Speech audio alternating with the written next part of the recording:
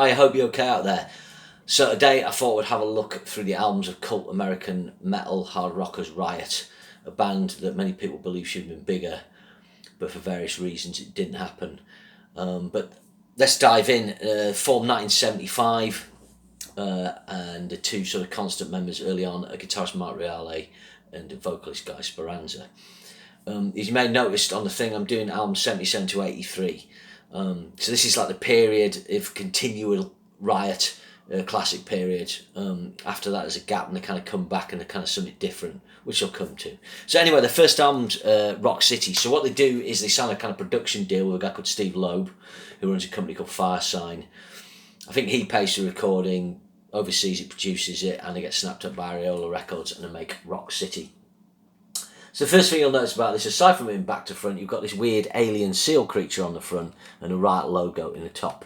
So this is in the era where bands haven't quite sorted out branding. You know, Kiss have got it sorted, but you know, it's a while before Iron Maiden kind of show the way. And this is something which I think hurts Riot. I actually, when I was a kid, liked their little seal man, even though I didn't know he was a seal. He's called Tybor apparently, but it's just a bit of a strange thing, and the logo's not totally defined.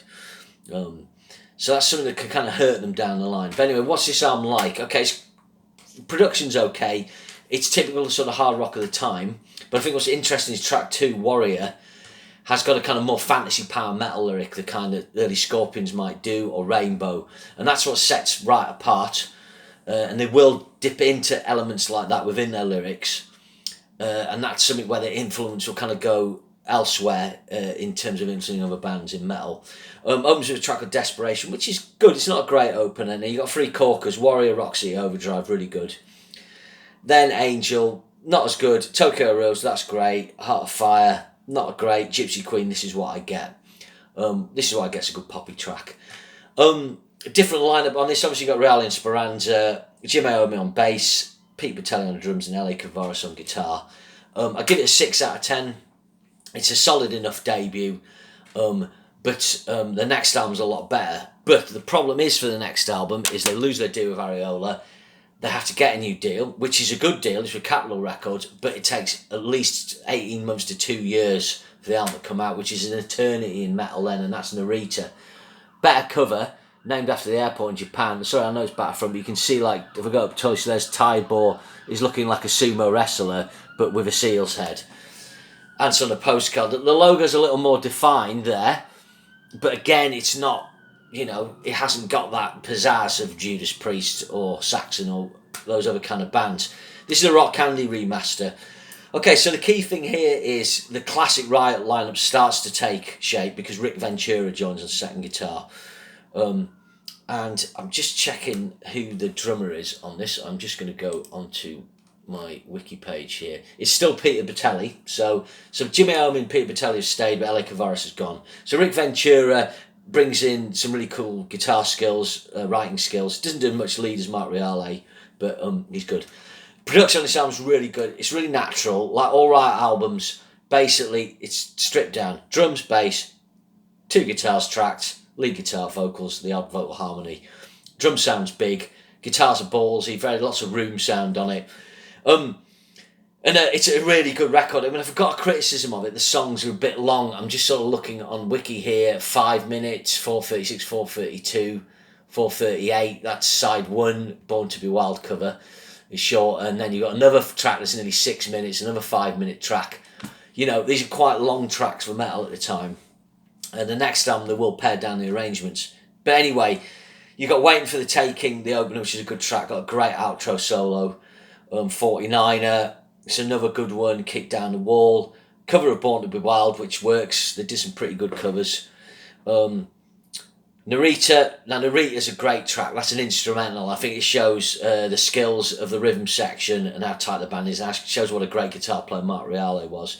If you're looking for a comparison of his guitar style, he's like kind of Scott Gorham, Brian Robinson, Ted Nugent. Nimble pentatonics, as I would call it. The guitarists out there would know that.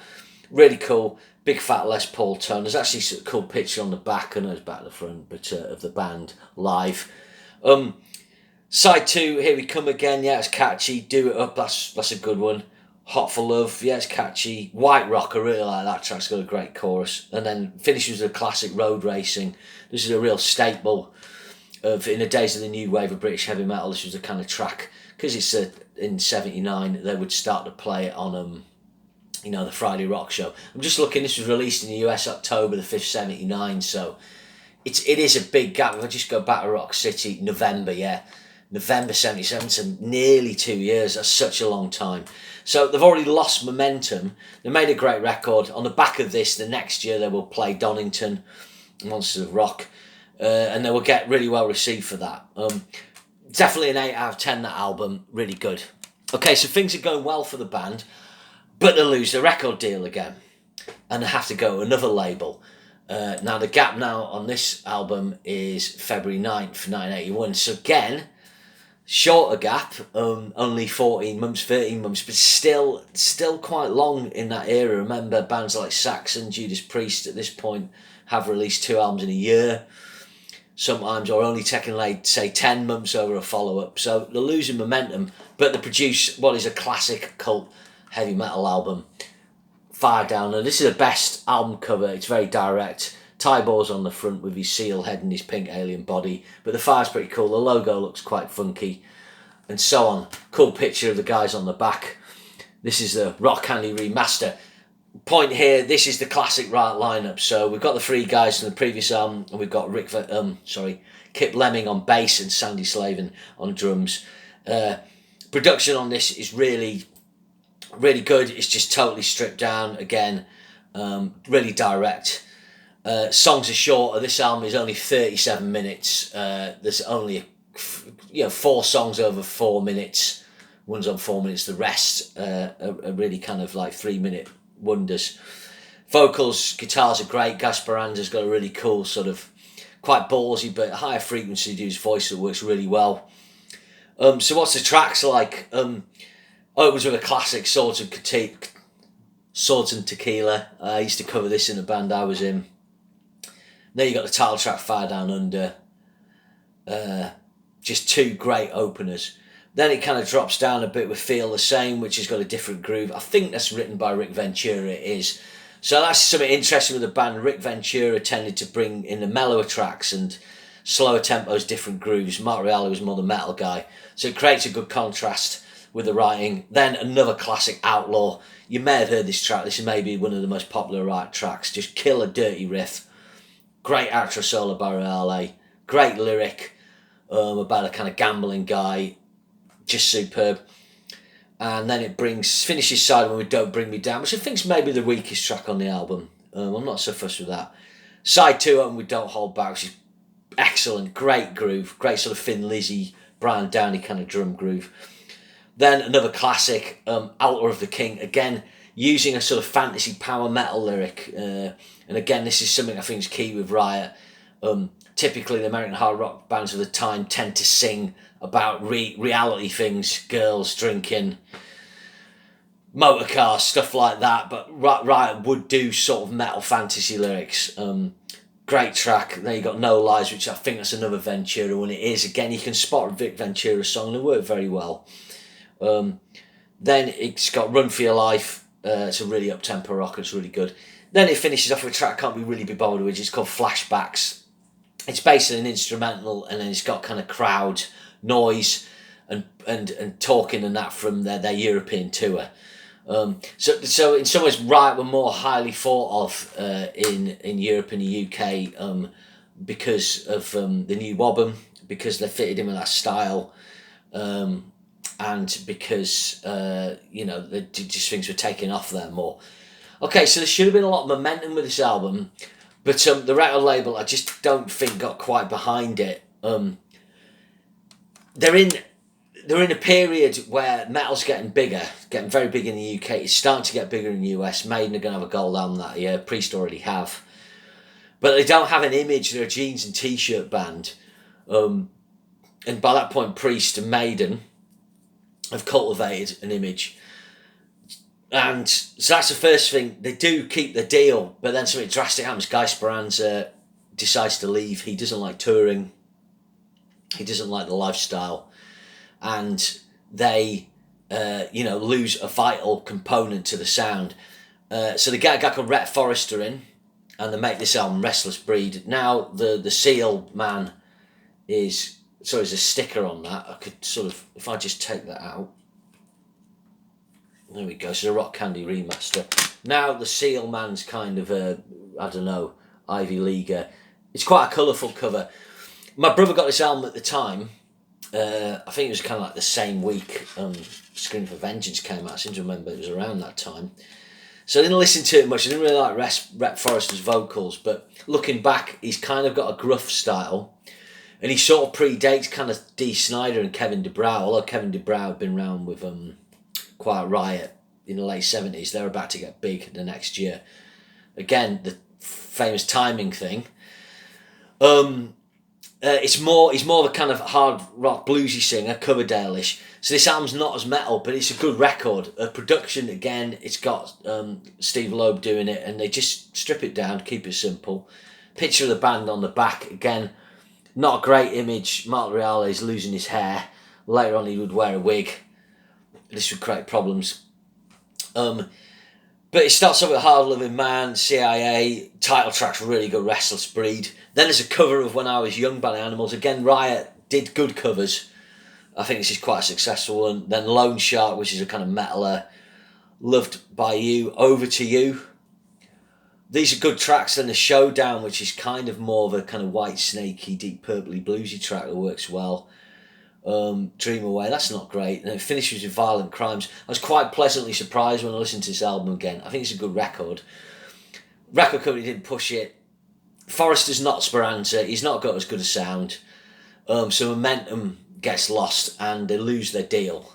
So in 1983, when Quiet Riot have the first heavy metal album to go to #1 and sell 6 million copies, and along with Motley Crue, Shout at the Devil, start the ascension of metal and what we call hair metal between 83 to its kind of death knell 91, 90 really.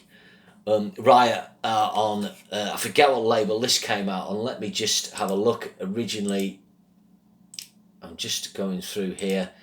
This is the Born in America album, and it originally came out on Quality America Records. This is a Metal Blade remaster again. Covers piss poor. So what's this album like? So let's be honest, my brother had it when I was a kid, but because I wasn't fussed with a Restless Breed, I never listened to it. So what I've done recently is I bought it. I thought I'm going to listen to this, and it's good. It's a decent record. It's heavier. It's kind of more pulling on the metal sound I had before on Far Down Under. It's rawer production because the band probably hasn't got a bigger budget. But the drums are kind of big. It's got a bigger open drum sound. The vocal mix isn't great. More distortion on the guitars. It's good. I mean, it opens with Born in America and You Burn Me, which are good tracks. And then Wings of Fire is a great track. That's a proper a power metal track lyric. Running from the Law is another really good track. Both written by Mark Reale. Then there's a cover of Devil Woman by Cliff Richard. Not as good as Shy's cover of it, but it's a really good song, Devil Woman, and they do a good version of it. Then it's got 3 really cracking tracks. Vigilante Killer, Heavy Metal Machine, Where Soldiers Rule. Rick Ventura writes Where Soldiers Rule. Again, not a typical Ventura track, a bit more kind of Reale-ish, but good. And then it finishes off with Gunfire and Promised Land, which are good end tracks. Again, solid album, 7 out of 10, that and Restless Breed. Not as good as what came before and changing the sound, but I like it. I think it's good. Again, so this was the end of the classic Riot lineup. This still has, the 5 members who made Fire Down Under, so I had a run of 3 albums, but basically what happened, they just ran, they lost label support. The thing is with a major label, it can put you on a wage, it can buy tour support. An independent label just can't do that. Some of the bigger ones could pay small wages, but eventually it just gets very difficult for bands to survive. So Riot disbanded. Tragically, Rhett Forrester would be murdered, killed in a kind of drive-by argument in 1994, I think. Guy Speranza would pass away from cancer at the age of 47. I think that was early 2000s. Really sad. So what happens after this is Mark Reale basically reboots Riot for 1988's Thundersteel. So this is where I kind of depart from what might be the wisdom. There's a band called Riot from 1977, 75 to 83, making albums, and they're in continuum. Then there's a gap of 5 years, and then they come back with one member, Mark Reale. Now you got to remember, like, bands, come back and go all the time now, but 5 years is a bloody chasm then. The cover, the branding's completely different. There it is. I know it's better front. If I go close, you can see the metalness of the cover. There's Mark Reale with his wig. I was bemused by this at the time. I thought, why is this called Riot, But what happened later down the line, I had to listen to it a couple of times. My brother had it, but I couldn't quite get into it. And years later, when I started, I was in a band called Vendetta. We had a guy who was teaching guitar, he was Greek, and his mates were all mad for Riot. Like, you must play Thundersteel, And another friend of mine had played in Europe when he was in Blitzkrieg, and he'd sort of picked up on the fact that this version of Riot was really influential in power metal circles in Europe. And you can see why. Basically, the drums are really fast double kick drums. It's Bobby Jarzenbeck, but he went on to Rob Halford's band. And then Tony Moore on vocals, who kind of had a high, piercing sort of melodic voice, kind of like Guy Speranza, but more metal. He does a lot of screams. So this album was really good. Thundersteel, Fight or Fall, Sign of the Crimson Storm, Flight of the Warrior, On the Wings of Eagles, Johnny's Back, Blood Streets, Run for Your Life, Buried Alive. I think you'll notice from the first few titles, it's very power metal. So what was interesting getting the Born America album and listening to songs like Where Soldiers Rule and Wings of Fire is you could actually see that lineage, that style of lyric, that style of writing, which you had on Altar of the King and Warrior on the previous albums, going into this record. And you could see how if this record was, say, the next year after Born in America, a year after that, you could see this more as a continuum, possibly, of the original Riot sound. But I kind of feel like the two bands. And then what happened after this is they made the Privilege of Power. There was a Riot Live, which is a strange follow-up. It's good, actually. Again, it's continuing a similar sound, but it's got like a weird brass section. And it's got a cover of Race with the Devil on the Spanish Highway by Al Di Meola. Tony Moore's still in the band. It's still the same lineup. So that was a pretty good record. I had that for a bit. And then basically they just put out various albums with different lineups, I think. The third album on the Live in Japan, Bobby Jarvisbeck is still on it. There's an album called Nightbreaker. Again, he's still on drums, but Mike DeMeo's on vocals. The Brethren of the Longhouse was the next one. And then the lineup starts to change, and then it kind of goes on like that. They make a lot of albums under the name of Riot with what I call Mark Reale's Riot, up until his death, which this is a weird one here. Shine On, very different kind of cover. Sons of Society, that's 1999. Through the Storm. So I'm just looking here. Army of One. These are all various kind of obviously metal-y albums, power metal. I haven't heard any of them. I suppose the argument is it the Riot we know from the past, and does that continue? I don't think it does. I think there's kind of two Riots. Just looking at the cover of Army of One, it brings back the cover, brings back the seal motif.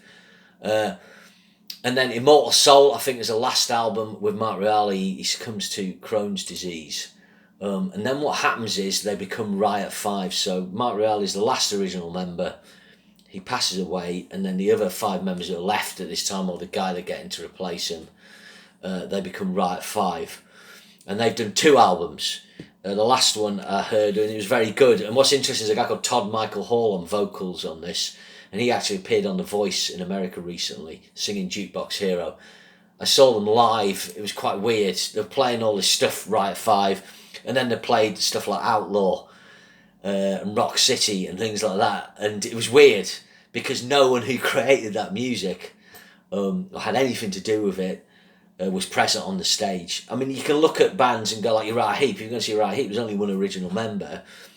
But Uriah Heep have never had a gap where they weren't performing. The biggest gaps like Conquest to Abominog. And when they do Abominog, that's when, Mick Box is the last original member. But then they're bringing other members and they stay for 30 years. So, there's this long continuum. And I'm just looking here, there's a guy called Mike Flint. I think he's been around for a long time. But it's a strange thing, So I've kind of gone on after my initial album chat, as it were. But I think the sort of real Riot, the first incarnation of Riot, is the 77 to 83 albums. The second incarnation, a band called Riot, features Mark Reale. That goes on until his death and then becomes Riot 5. But Thundersteel is worth listening to. So, finally, why didn't they get big? Timing. Albums come out at the wrong time. Getting their album out in 77, good. If they'd done an album 78, 79, they could have built up to 1980, 81 MTV era. Second problem, image. They didn't really have an image or good branding together. So too many gaps between albums, branding. Guy Speranza leaving, but I think there's another thing. I've looked at footage online, and Guy Speranza, he looks a decent frontman, but he's not like a Daily Roth or Sammy Hagar, Steven Tyler type of guy. He's just the kind of guy who's going to be able to go, or the type of personality can go into a big cowshed stadium, as they call them, arena, and reach the people at the back in the rafters. Now when we go to gigs, they have video screens and people don't have to make an effort. When you look at old videos of bands in the past, the singers and a lot of the band members are doing massive performances that take loads of energy because they're trying to project to 15,000 people. I'm not sure Guy Speranza was that. Then there's that thing, they kind of got a raw sound, it's not a commercial. In the MTV era, they would need to get more commercial. How would have that progressed? I don't know. Also, things like the drums, guitar playing. I mean, Matt Reale's a really good guitar player, but he wasn't like a two-handed tapping shredder type of guy, although he did kind of more of that later on. But there's a kind of thing that to be successful in the post-Van Halen era, you almost need that kind of guitar player. Having said that, it didn't harm Motley Crue or Poison, not having that type of player. So I think Riot had been fine there. Reale was great. So, yeah, it's just timing, really. They're just a band just not quite in the right era. They're probably better, possibly if they came out later. I'm going to change my mind, if that first album had come out 79, they did Narita 1980, Far Down Under 82, it might have created a better upward swing. But you can just never know with these things. But they remain a cult band, they remain an influential band, and they remain a great band with, a lot of good albums. So that was Riot. Thanks very much. Cheers.